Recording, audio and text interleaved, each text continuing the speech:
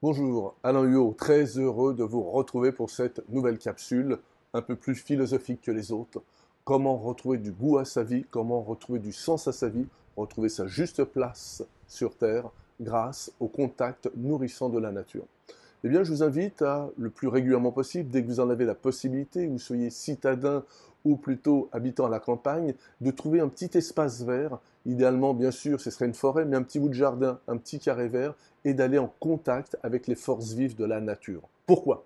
Eh bien, parce que d'abord, nous avons oublié que nous sommes faits des mêmes matériaux, des mêmes molécules issues de l'univers que celles qui constituent la nature. Mais la nature est porteuse de messages importants sur le plan chimique, biochimique, vibratoire, informationnel et même au-delà, au niveau spirituel. Je m'explique. D'abord, dès que vous êtes en contact avec la nature, un petit peu d'arbre, un petit peu de verdure, il y a de l'oxygène importante pour venir nourrir nos tissus et leur permettre de, comment dirais-je, amener les molécules de la vie.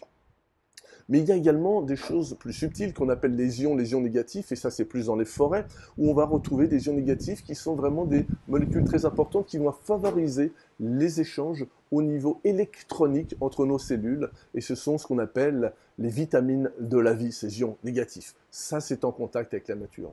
Au-delà de ça, il y a les couleurs, il y a les sons, il y a les odeurs, tout un tas d'informations qui sont traitées par votre cerveau et qui va venir connecter au niveau du cerveau limbique, du cerveau émotionnel. Et bien dit autrement, dès que vous êtes en contact avec la nature, et on le voit bien, le vert est source de guérison, ça a été étudié en chromothérapie, on sait également que ces odeurs sont bienfaisantes, d'humus, de terre, nous ramènent à notre nature première.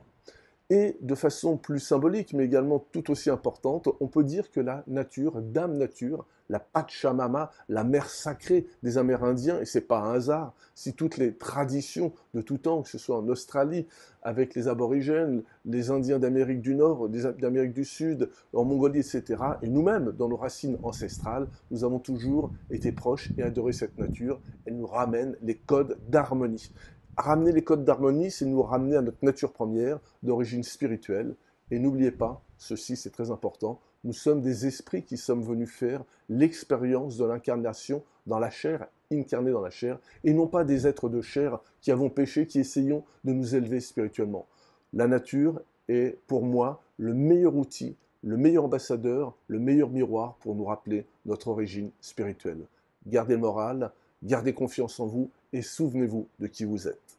À très bientôt.